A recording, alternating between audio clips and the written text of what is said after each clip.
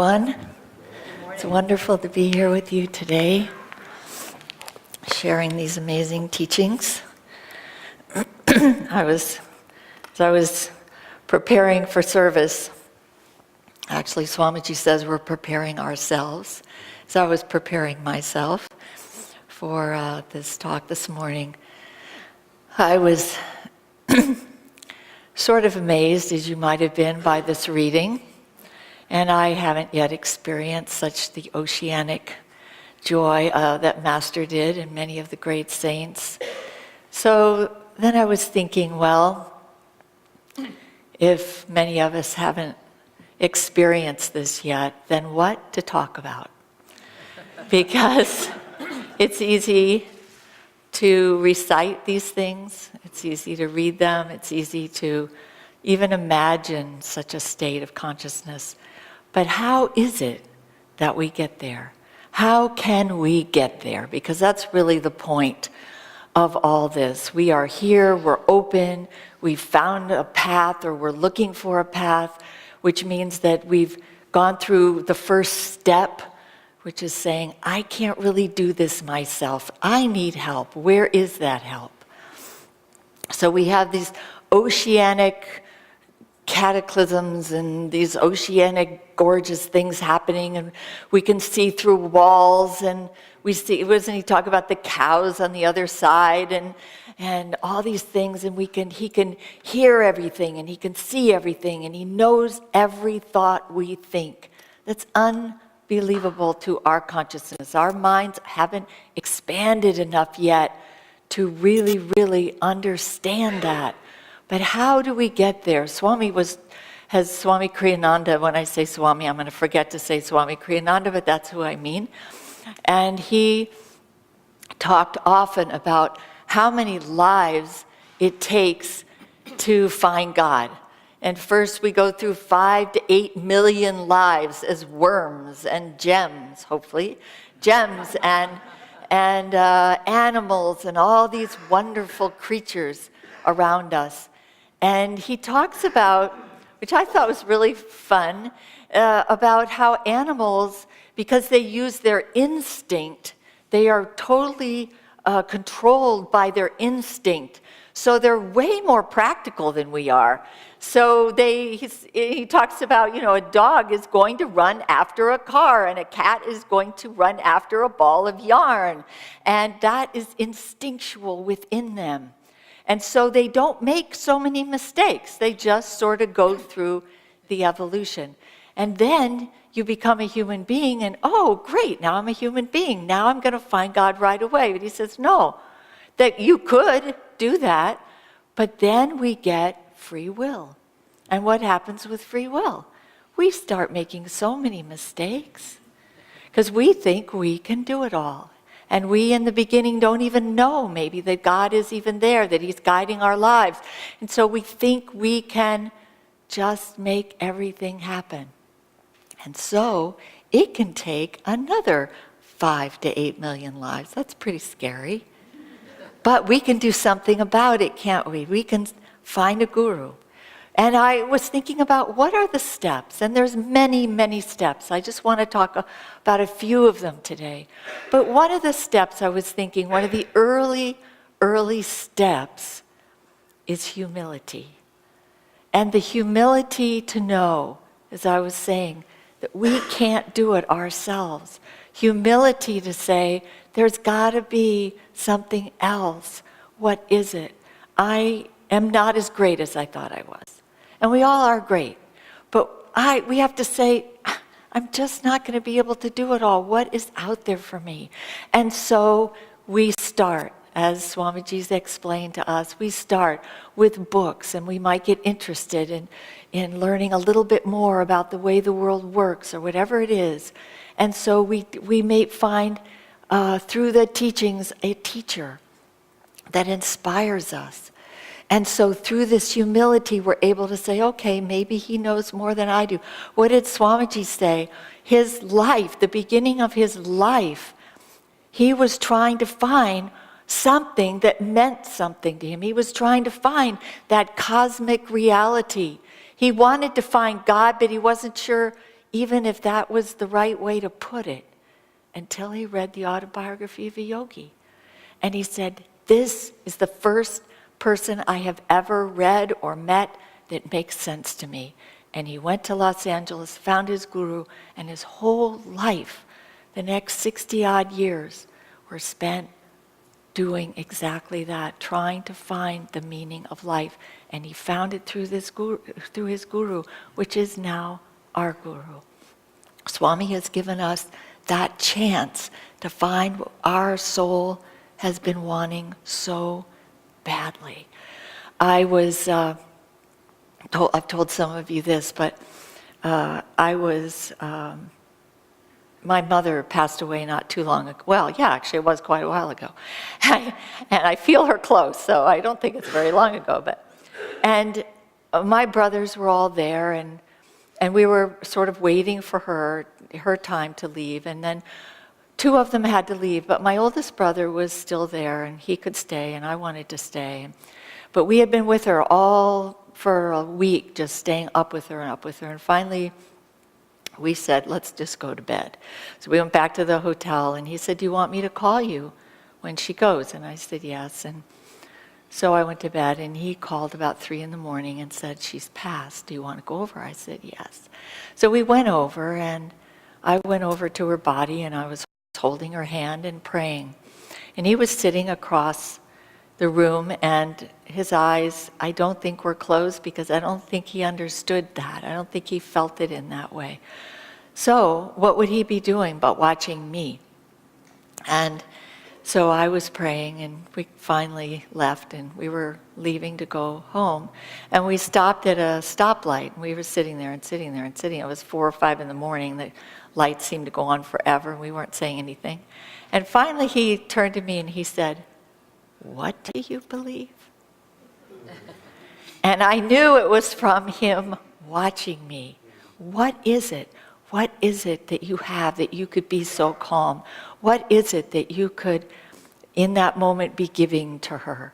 And so we got into a beautiful discussion about what it is. When he came to visit Ananda for the first time, it was a very busy time, and we had gone down to the Crystal Hermitage Shrine, and his daughter and I were buying things, and he said, I'm just going to go for a walk. And so he left, and we got in the car, and we were coming up the road, and he was sitting on a stump there, and he didn't get up when we went by. And this is a man whose whole life has been material. Very good man, a very good man. But his life has been, he had a boat, and he had a plane, and he had a very good law practice, and beautiful children, and beautiful wife, and just everything the world can give you.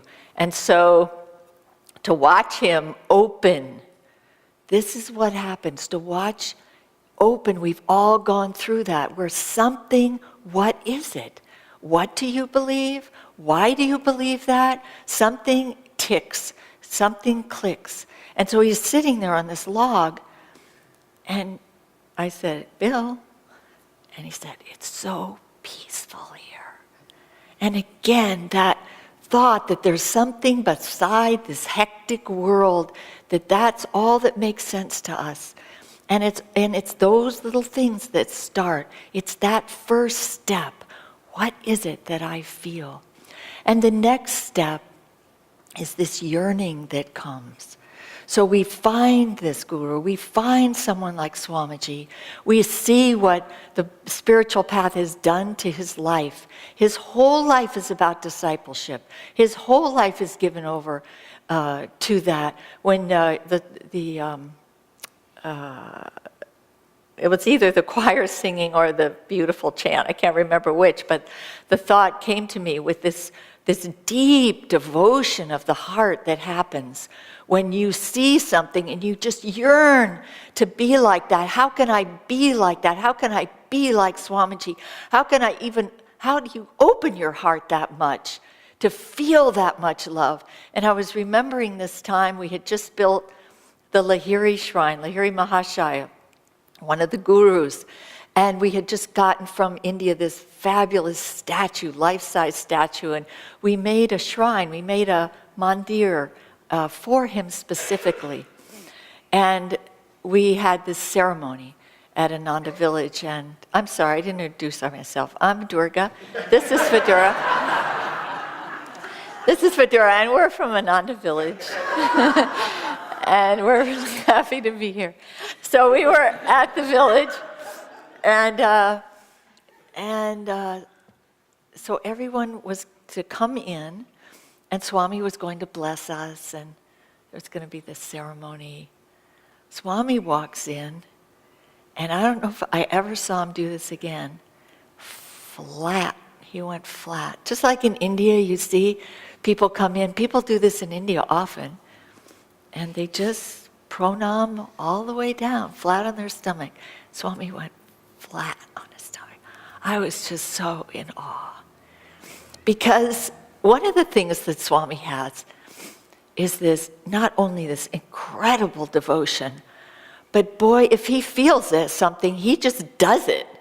And he doesn't worry about what anyone else thinks or whatever anyone else. It's just, if God is guiding him, that's one of his great strengths, to make something happen because the Master has asked him to do it.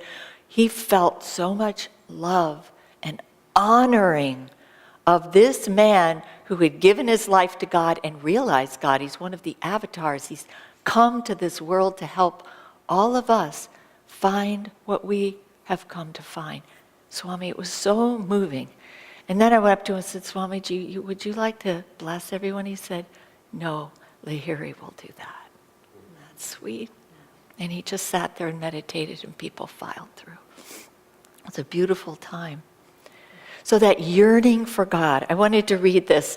And I know you've all read this or heard about this, but for me, this is one of the sweetest stories in all of Mejta. And it's sweet with the exact words of Master. So I'm going to read it for you. And this is the letter to God. Many of you are familiar with. And this is a time in Yogananda's life where he was 6 years old, and he was, or maybe a little younger even, and he was very tired of everyone else in the family getting letters, and he wasn't getting any letters. And he thought it was his due, and his father was getting letters, his brother was getting letters. Why wasn't he getting letters? And so he was praying to God and praying to God, why aren't you sending me letters? You could send me a letter. Why don't you send me a letter? And he prayed, and no letter was coming. And he would go to the postman and he'd say, there any letters for me today? No, little one. Those of you who've been to India love this part. No, little one, but if it comes, I will give it to you, and then you can give me a rupee. and so he waited, and no letters. And he asked his mother, and she said, don't worry. Your faith, just don't worry. And so he finally wrote God a letter because he wasn't getting through with prayers. And so he wrote God a letter. To your beautiful lotus feet, my Bhagavan. This is little boy. How are you? Are you ill? I talk to you every day and ask you to send me a letter. Probably you have forgotten my request. I'm very hurt. You know that many letters come to my father and mother and eldest brother, but no one sends a letter to me. Certainly you will send me a letter. Please write quickly. Don't forget about it. What else shall I write? Father and mother are well. Thus bowed Mukunda. And he folded it and addressed it to splendid God, heaven. And posted it. And of course the people in the post office got it and threw it away. They thought it was some crazy one, but he waited and he waited and he waited. And what happens? One day he's just sitting in his room and he's meditating, and the whole room lights up, and God answers his prayer. So touching. This is the yearning of the heart. This is what we all need to do. We have to get to a point where that prayer is so important to us that nothing will satisfy us until we get that answer. And we may not get it in a blazing light in the sun.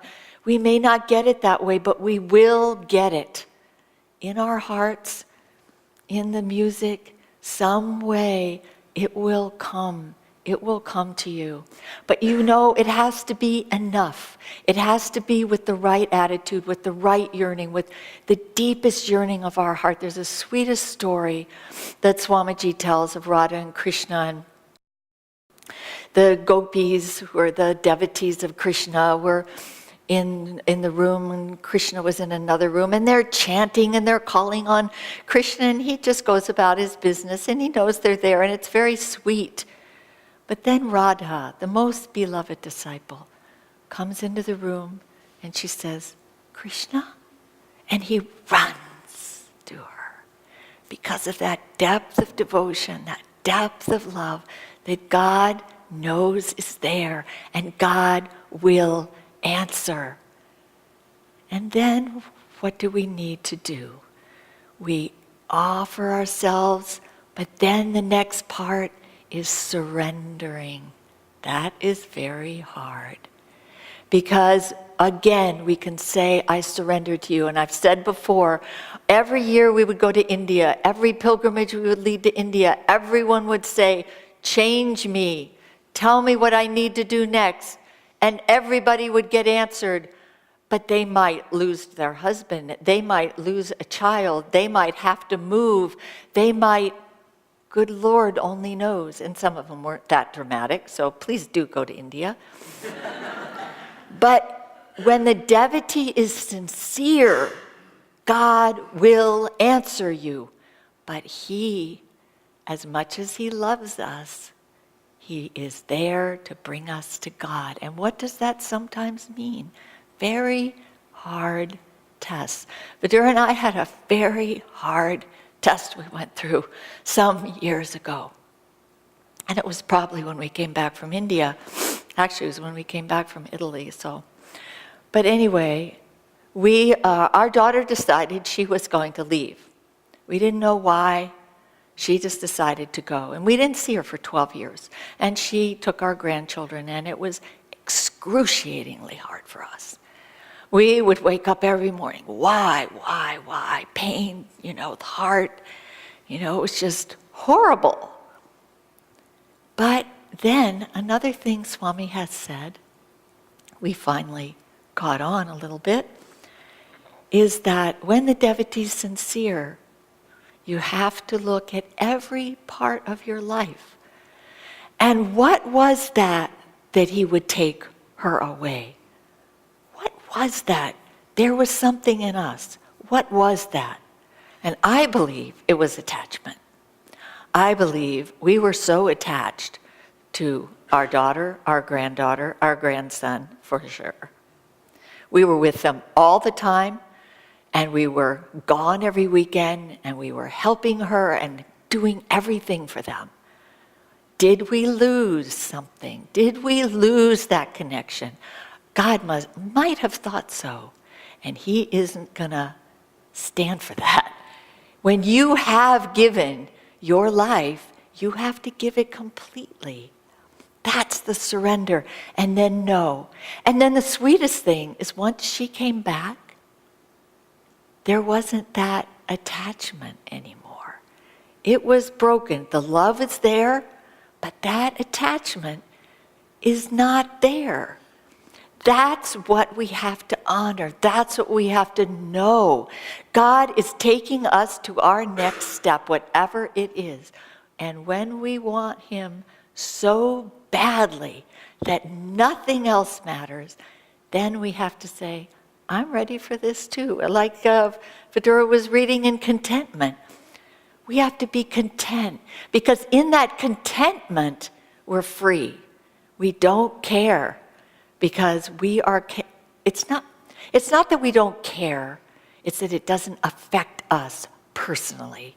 It's happening to us, but it's not affecting us personally. And in that freedom that comes from that, we will see God. We will see something higher.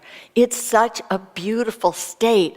I've told you before, after the fire, when everything we had burned up, we were driving around in our car, I felt so free, I could hardly stand it. I didn't have to worry about anything. There was nothing left to worry about. It was gone. Freedom. And God gives us those. They could be calamities, but they're freed. Swami tells the story about when we lost the temple at the meditation retreat up at Ananda Village. And he felt so free meditating on God. He was saying, did I do something wrong? And the answer was this incredible sense of freedom. He said, why didn't you take all the buildings? But that's how you feel when that freedom is so close and so dear. And also in that freedom, you feel God's love for you. And that's hard to imagine. I was reading recently the life of Saint Therese of Avila, and the same thing with her. Such an incredible life. So much pain and suffering. But she didn't see it as suffering because there was also more love than pain. And so she said she would gladly go through it all again just to be in that love. And Christ did come to her. She did see God. Many of the saints see God. It's all around them. We see God in nature. We actually do see God, don't we? It's when we still our minds and remember He's there. We are now, Badura and I are now managing the meditation retreat near the village. And I've told some of you this, but I've never, ever felt God so strongly. I don't know what it is. I think it's a gift. I think we're there because we needed it. But it's a special gift. It's so quiet. It's peaceful. You feel Swamiji there and Master there so strongly. And it's that I remember that every moment, more than any other time in my life, I think of God. I think of Master. I think of Swami. I remember them. I ask them for their blessing. It's a beautiful, beautiful thing, and it can happen anywhere. For me, it just is there. It's finally there, more than it's ever been before. The man who wrote the biography of Saint Therese said, it was her destiny to become a saint. There was nothing that was going to happen, and she had lots of trials like we've had at Ananda. But it's her destiny to become a saint. There was nothing that was going to keep her from becoming a saint. But that is true of each one of us. Not just the saints that already exist. We're saints. We tend to look down on ourselves. We see the bad things. But look and don't think of those. Think of all the good you have. Swami, one of Swami's most beautiful things is he would look at every person in this room and he would see your beautiful parts, your beauty, your love, the way you give, the way you are, the way you create, whatever it is. He would see that. And in that, we all felt he was our best friend because he held that up for us always. It is our destiny. What did Master say to Norman? You have very, very, very good karma, even to want to know God. That's way back at the first step. And look how much farther we've gotten. Even that first step, even to want to know God, we are way past that 5 to 8 million lifetimes. We might be 700,000 to that 1 million, but we are so close. We must remember that. Not to pump us up, not to be proud of ourselves, but to know we can get pretty down on ourselves. But we don't need to. We have to remember the good that we have, and as I don't remember who said, glorify, Sister Gyanamata, and glorify that. Because that will bring us, that positivity, that thinking on a higher level will bring us there. I want to end with another beautiful reading. I hope I'm not keeping you too long. But this is so dear to me, and I'm not going to read it all, but it's a poem of Yogananda's, When Will He Come? When every heart's desire pales, before the brilliancy of the ever-leaping flames of God love, then he will come. When, in expectation of his coming, you are ever ready to fearlessly, grieflessly, joyously burn the faggots of all desires in the fireplace of life, that you may protect him from your freezing inner indifference, then he will come. No matter how you feel, helpless, forsaken, tortured by temptation, karma, or tests, if you ever keep hoping he will come, he will come. When your mind says piercingly, you can't have him, you don't deserve him, still, if your soul, disregarding all this, shall ever keep chanting within, he will come, he will come. Even if you are the sinner of sinners, still if you never stop calling him deeply, in the temple of unceasing love, he will come. Bless you.